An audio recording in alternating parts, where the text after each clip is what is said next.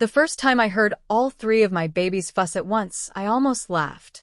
Ryan was standing beside me in our living room in Nashville, trying to calm one of them, while two of our closest friends hovered nearby, offering help we clearly needed. The house was warmer and louder than it had ever been. There were small gift bags on the dining table, balloons near the windows, and enough food in the kitchen to feed twice the number of people we had invited. It was supposed to be a simple celebration. Nothing formal, nothing huge. Just a few people Ryan and I trusted gathered together to finally celebrate the three little lives that had turned our world upside down. I was sitting on the couch with one baby against my chest when Ryan leaned over and quietly asked, "You okay?" I nodded at first, then I looked down at the tiny hand curled around my finger. For some reason, that was what did it. Not the decorations, not the congratulations, not even the fact that we were finally home together. It was that tiny hand refusing to let go of mine. My throat tightened before I could stop it. Ryan noticed immediately. He sat beside me and placed his hand over mine. "What's wrong?" he whispered. I looked around the room at the people smiling at us, then back at the three bassinets we had lined up near the couch. "They're safe," I said quietly. Ryan didn't answer. He knew exactly what I meant. A few weeks earlier, I had been lying in a hospital bed, believing the worst part of my pregnancy was finally behind me. I had survived months of fear, gone into labor while my husband was thousands of miles away, and delivered three healthy babies. I thought the hard part was over. I had no idea that my own family was about to walk into that hospital room and decide that one of my children belonged to them. And as I sat there at our little celebration, holding my baby's hand, every detail of that day came rushing back. Was I right to cut my family off forever? Yes or no? Let me know your opinion in the comments. Before any of that happened, my life with Ryan was quiet in the best possible way. My name is Allison Parker. I was 33 and Ryan and I had built a comfortable life together in Nashville. We had been married for 6 years, and after everything that happened later, I realized how lucky I was to have married someone who never treated love like something I had to earn. Ryan had lost both of his parents. In a car accident a few years earlier, their deaths changed him. He became more protective of the people he loved, but never controlling. He was the kind of husband who noticed when I was tired before I admitted it and remembered the small things I mentioned once and forgot about myself. My own family was different. My father, Stephen Collins, had always been the person everyone adjusted themselves around. If Stephen was happy, dinner was peaceful. If he was angry, everyone became careful about what they said. My mother, Diane, rarely challenged him. She had spent so many years keeping peace with my father that eventually agreeing with him became easier than questioning him. Then there was my younger brother, Eric. Eric and I had never been particularly close as adults. My parents always seemed to have a reason why he needed more help, more patience, or another chance. After he married Vanessa, that pattern only became strong. Eric and Vanessa desperately wanted children. For years, they had hoped to become parents, but it hadn't happened for them. I genuinely felt sorry for them. Whatever differences existed between Eric and me, I never celebrated that pain. Still, their struggle wasn't something we discussed often. By then, I had accepted that my relationship with my family would probably always have some distance in it. Ryan and I had our own home and our own routines. And I stopped expecting my parents to suddenly become the people I wish they were. Then I found out I was pregnant. I remember standing in our bathroom staring at the test because I didn't trust what I was seeing. Ryan. He came down the hallway immediately. I couldn't even speak. I just held it out. He looked at the test, looked at me, and then looked at it again. "Are you serious?" I started laughing. Ryan wrapped his arms around me, and for several seconds, neither of us said anything that night. We sat together talking about everything from where we would put the crib to whether either of us was actually prepared to be responsible for another human being. For the first time in a long time, I also let myself hope that maybe this baby could bring my family closer. When I told my parents, their reaction was polite but restrained. Mom congratulated me. Dad said he was happy for us. Eric and Vanessa were quieter. I understood why, so I didn't push. At that point, Ryan and I believed we were preparing for one baby. A few weeks later, We walked into a routine appointment, expecting reassurance that everything was progressing normally. Instead, I watched the person examining me pause. Ryan squeezed my hand. I turned toward him, suddenly nervous. Then we heard something neither of us had prepared ourselves to hear. There wasn't just one baby, and there weren't two. I stared at the screen without understanding what I was looking at. Ryan was still holding my hand, but his grip had tightened. I remember asking, "Is everything okay?"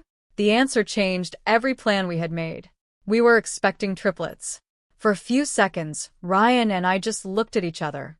I actually thought there had been some kind of mistake. We had spent weeks talking about one crib, one car seat, one baby waking us up at 2 o'clock in the morning. Now, there were 3. Ryan was the first one to laugh. 3. He said, looking from me to the screen.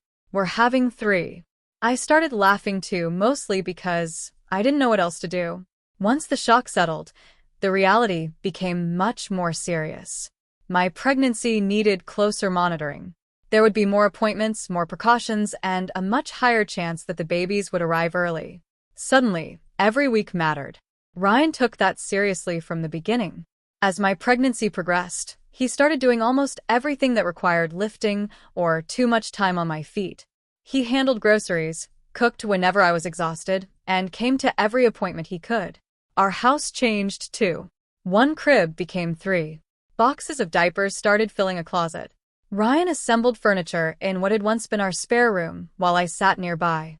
By reading instructions he insisted he didn't need. "You put that piece on backward," I told him one afternoon. He stared at it for several seconds. "No, I didn't." "You did." He checked the instructions. Then he quietly took it apart. I laughed so hard I had to leave the room. Those little moments kept me calm, because underneath the excitement, I was scared. By the time I was well into the pregnancy, even simple things exhausted me. Sleeping became difficult.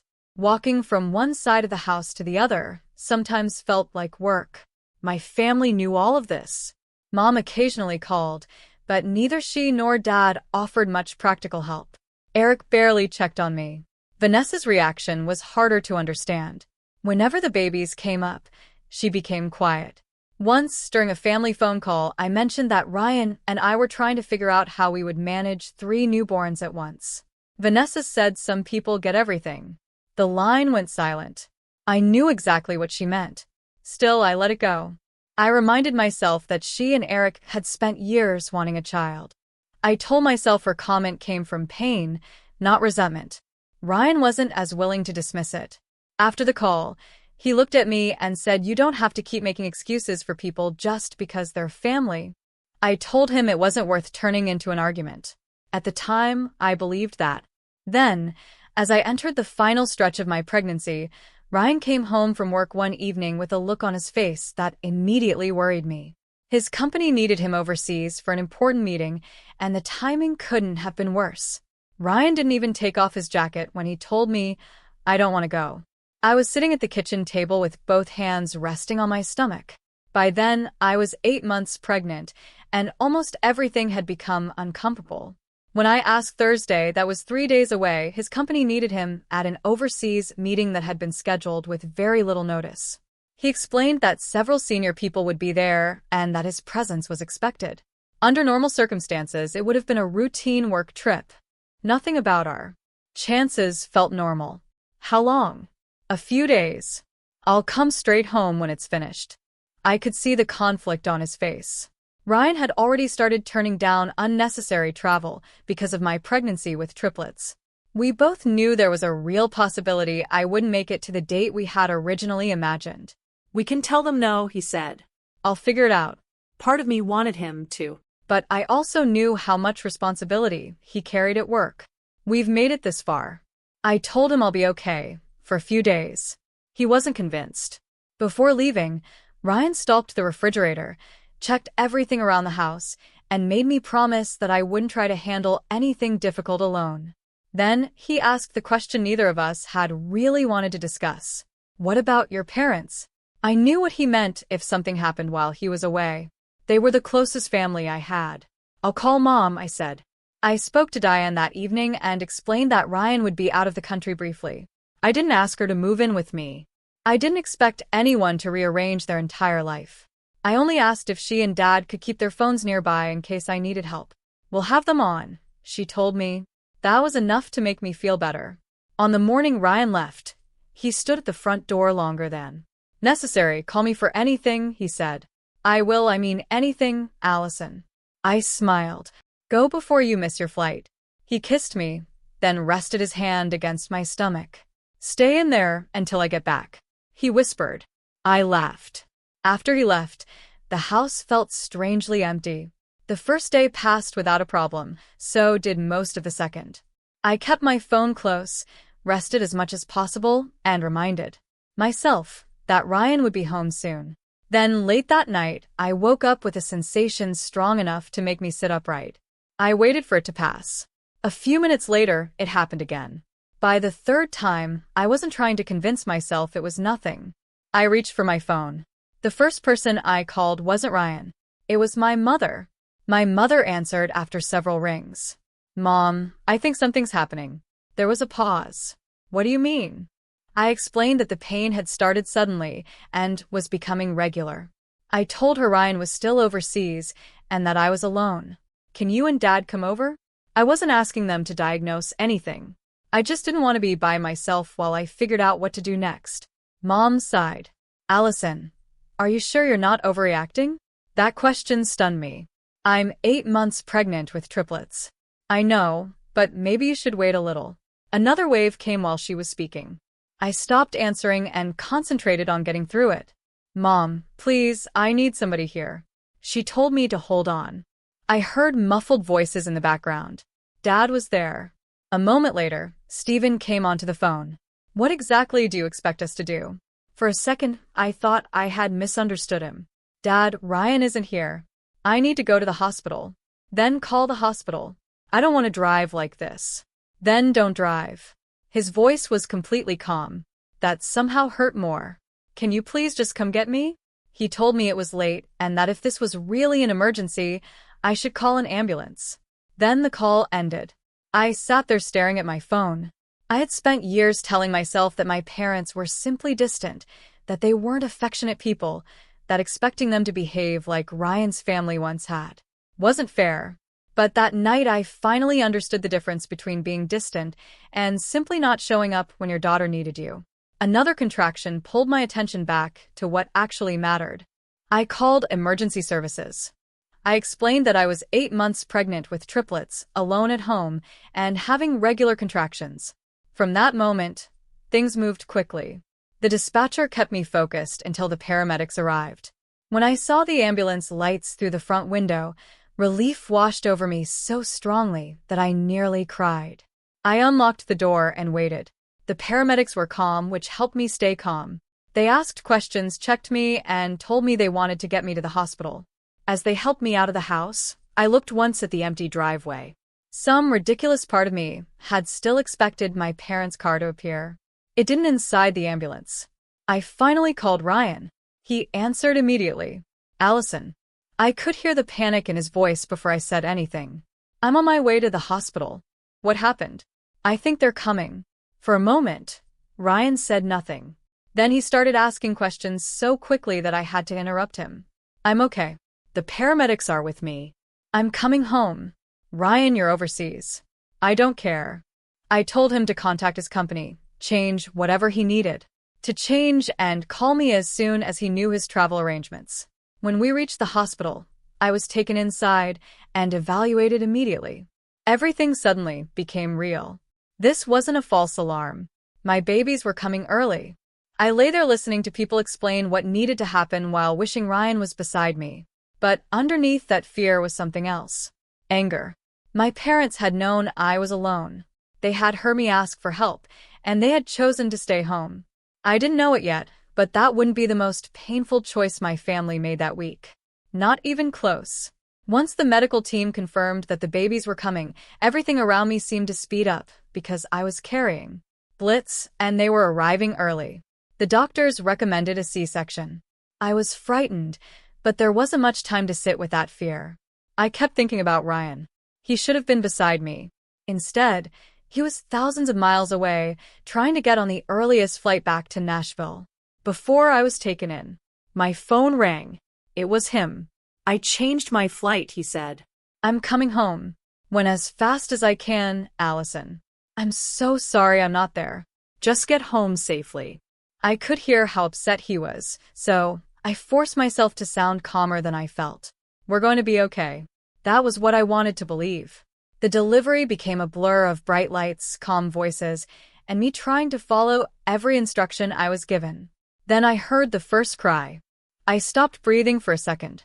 Another followed. Then another. 3 separate little voices. I started crying immediately.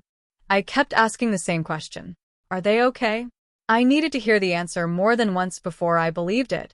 All 3 had arrived safely. Because they were early, the medical team wanted to monitor them carefully. But nothing I was hearing sounded like the disaster I had spent months secretly fearing. I had 3 babies. Ryan and I had actually made it to this moment. Later, when I was settled into recovery and finally had my phone again, I called him. The second he saw my face, he asked, "They're here." I couldn't stop smiling. They're here. All 3, all 3. Ryan covered his mouth with his hand. For several seconds, neither of us could say anything. Then he laughed and wiped his eyes. I missed it. You'll have the rest of their lives. That was when he told me his return travel was arranged, and he would get to Nashville as soon as the flights allowed. After we ended the call, I lay there feeling more peaceful than I had in months. And that was when I made the mistake of thinking about my parents. Despite what had happened the night before, I wanted to believe the birth might change something. Maybe hearing that their 3 grandchildren had arrived would make them realize how badly they had handled things. So I called my mother. "Mom," I said when she answered. The babies were born. Her entire tone changed. All 3. Yes. There was a brief silence before she asked. And they're okay. They're doing well. She said she wanted to come to the hospital. After the way they had abandoned me, I should have hesitated. Instead, I felt relieved. I told her they could visit. I thought my family was finally coming because they wanted to meet my children and make things right. I had no idea that before they ever walked into my hospital room, they had already been discussing what they believed I should do with one of my babies. The next time my mother called, she told me they were on their way. Not just her and Dad, Eric and Vanessa were coming too. That surprised me, but I tried to see it as a good sign. Maybe becoming an aunt and uncle meant something to them. Maybe Vanessa's strange comments during my pregnancy really had come from disappointment about her own situation, and I had been right not to take them personally. By the time they arrived, I was exhausted. I had barely slept. My body felt drained from everything that had happened, and all I wanted was for Ryan to walk through the door. Still, when my family entered my room, I smiled. Mom came in first. Dad followed her. Then Eric and Vanessa. For the first few minutes, everything seemed almost normal. Mom asked how I was feeling. Eric looked around the room and made a comment about how strange it was that I was suddenly a mother of 3. Vanessa barely looked at me. Her attention stayed on the babies. I noticed it, but I didn't immediately think anything was wrong. Then Dad asked, "So how are you going to manage 3? I gave a tired laugh, probably with very little sleep.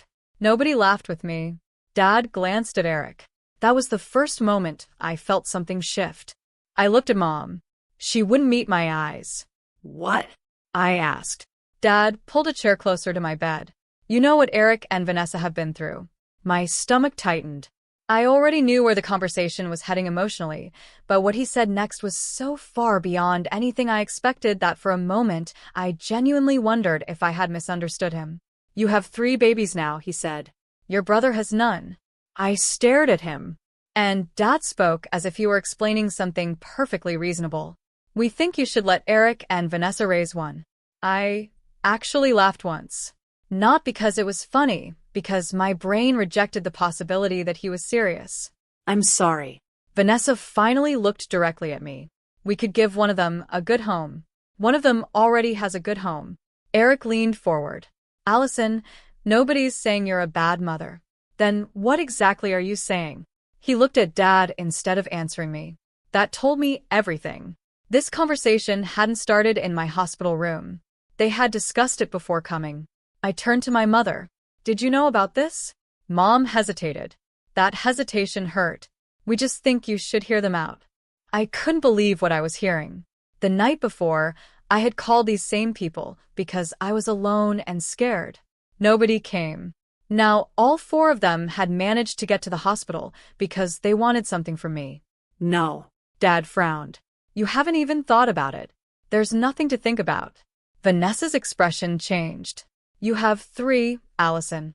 The way she said it made my skin crawl, as if my children were numbers on a page, as if having 3 meant 1 was extra. I looked at her and said, They're my children, all 3 of them. Eric stood up. You know what Vanessa and I have gone through? I do, and I'm sorry. But that doesn't give you a claim to my baby. Dad's voice became firmer. Watch how you're talking to your brother. I turned toward him. I'm lying in a hospital bed after giving birth to 3 babies, and you're telling me to hand one over? How exactly would you like me to respond? Nobody answered. For several seconds. The room went quiet, then Dad stood. He looked at the babies, then back at me. You're being selfish. That word almost took my breath away. I had spent my whole life hearing some version of it whenever I refused to give my family what they wanted. But this wasn't money. This wasn't a favor. This wasn't something I could replace. I looked straight at Stephen. No child of mine is leaving with anyone. Eric muttered something under his breath. Dad turned toward him, then Vanessa stepped closer to one of the babies. I immediately sat straighter. Don't. She stopped. My father looked at me with an expression. I knew too well the conversation was over in my mind, but in his my answer was apparently still negotiable. I looked at Vanessa and repeated myself. Please step away from my baby. She did, but only after glancing at Eric. That small look between them told me they had discussed far more than they were admitting. Dad moved closer. Allison stopped, turning this into something ugly. I almost couldn't believe those words came from him. I'm turning it ugly. You could help your brother, not by giving him my child. Eric finally lost his patience. You have 3, and they're all mine. His face tightened. You know Vanessa can't have children. I looked at him, and I am genuinely sorry for what you 2 have been through. But you don't solve that by deciding you. Take one of mine. Mom stepped forward. Everyone needs to calm down. I turned toward her. Then tell them to leave.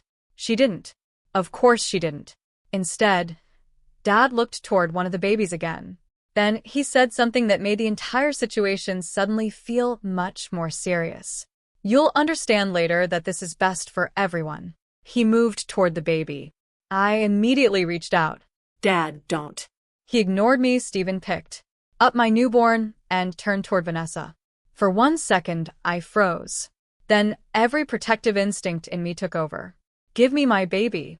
Vanessa stepped forward as if she expected Dad to hand the baby to her. I reached toward him. Dad, now. Eric moved closer too. Just let Vanessa hold the baby. No. My voice was louder this time. Dad turned back toward me. You need to stop acting like we're strangers you're trying to take. My child, nobody is taking anything. Then put my baby back. Eric spoke from behind him. Dad, don't let her do this again.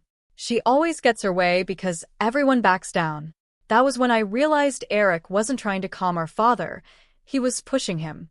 Dad looked at me, then at the baby in his arms. I tried to move closer and take my child back. Give me my baby. Stephen reacted in anger. His hand struck the side of my head. For a second, I was too stunned to process what had just happened. Then I heard my baby crying. Nothing else mattered. Not Dad, not Eric, not whatever excuse Mom was already starting to make. My eyes went straight to the bedside control. I hit the emergency call button. Dad's expression changed immediately. What are you doing? I didn't answer.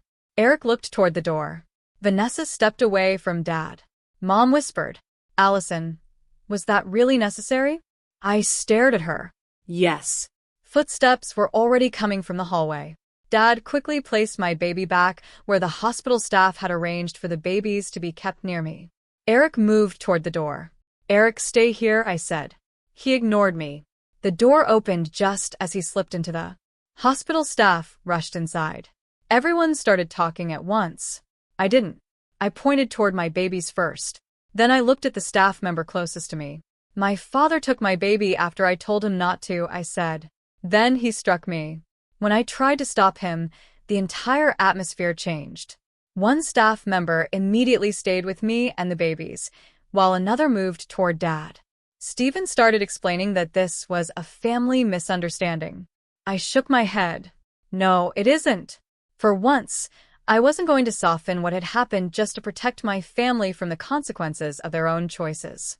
And judging by the voices gathering outside my hospital room, they were about to discover that being related to me didn't give them the right to walk away from what they had just done. Within minutes, hospital security was standing inside my room. One officer positioned himself near Dad, while another asked Mom and Vanessa to remain where they were. Dad immediately started protesting. This is ridiculous. I'm her father. I looked at him from the bed. That doesn't change what happened. A staff member asked me to explain everything from the beginning, so I did. I told them about Dad demanding that I give one of my babies to Eric and Vanessa. I explained that I had repeatedly refused, that he had picked up my baby anyway, and that he had struck me when I tried to stop him. Vanessa interrupted, sealing a baby. I looked directly at her. Then, why didn't you accept my answer?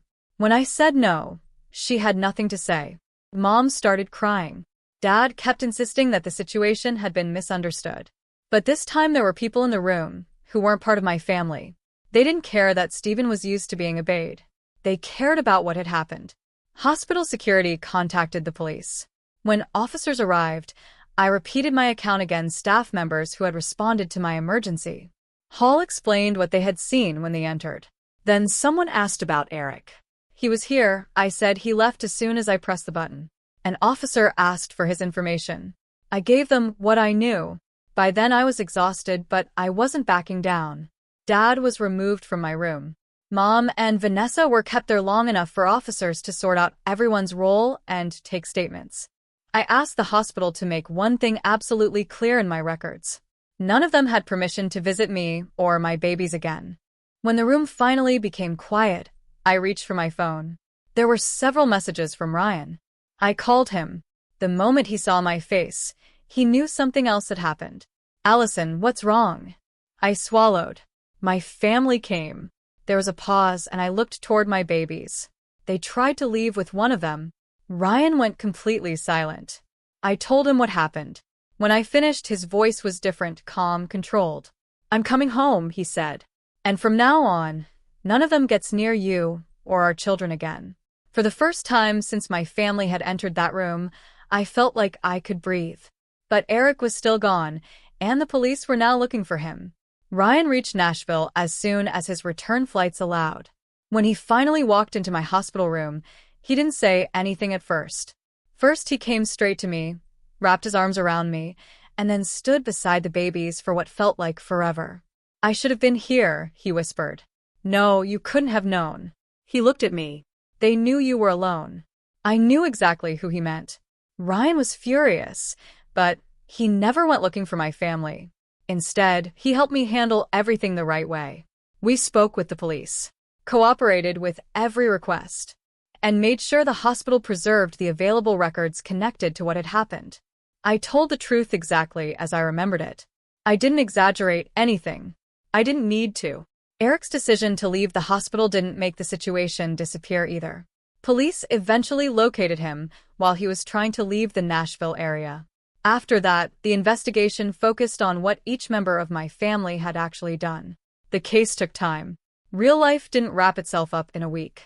Just because I wanted closure, there were interviews, paperwork, meetings, and court dates. I hated having to repeat what happened, but Ryan came with me whenever he could. What mattered most to me was that my children were safe. When we were finally discharged, Ryan drove us home. That first night, I stood in our living room looking at 3 bassinets and realized I had never felt more exhausted or more grateful. The legal case continued without me needing to chase revenge. Prosecutors handled the criminal side based on the evidence and statements gathered at the hospital. Stephen faced the most serious consequences because he had ignored my refusal, taken my baby from me, and escalated the confrontation. Eric also had to answer for his involvement. Diane and Vanessa faced consequences based on what investigators determined about their participation in the plan and what happened inside my room. By the time the court process ended, there were convictions and court-ordered restrictions that made one thing very clear. None of them could simply pretend that what happened had been a normal family disagreement. Stephen received the harshest sentence for me, though the most important decision wasn't made by a judge. I made it myself. I cut contact with all 4 of them. No calls, no surprise visits, no access to my children. Ryan never asked me to forgive them, and he never pressured me to forget. He simply helped me build the peaceful home I had wanted all along. And eventually, when life stopped feeling like one emergency after another, Ryan and I decided it was finally time to celebrate our babies properly. That decision brought me back to the room where my story began. And just like that, I was back on our couch. The same little hand was still wrapped around my finger. Ryan was beside me, watching quietly as I wiped my eyes. "They're safe," he said. "This time." I smiled. I know that was the difference. For weeks, I had been thinking about everything my family had taken from that experience. The fear, the hospital room, the first days that should have been peaceful. But sitting there, surrounded by people who had shown up because they genuinely loved us, I realized Stephen hadn't taken the important part. My children were home, Ryan was home, and I was no longer waiting for my parents to become the family I needed. A little later, Ryan stood beside me as our friends gathered around. We had kept one small thing for this moment, their names. Ryan looked at me and smiled. I picked up our first little boy. "This is Owen." Ryan gently lifted his brother. "And this is Henry." Then I reached for our daughter. I looked down at her tiny face before turning toward everyone. "And this is Grace." The room filled with applause, laughter, and a few happy tears. I looked at Owen, Henry, and Grace, then at Ryan. For years, I thought family was something I had to keep fighting to hold together, no matter what it cost me. I don't believe that anymore. Family is the person who gets on the first flight home. It's the people who show up when you need them. And it's 3 tiny hands reminding me that sometimes losing the family I kept chasing is exactly how I finally found the family I was meant to protect.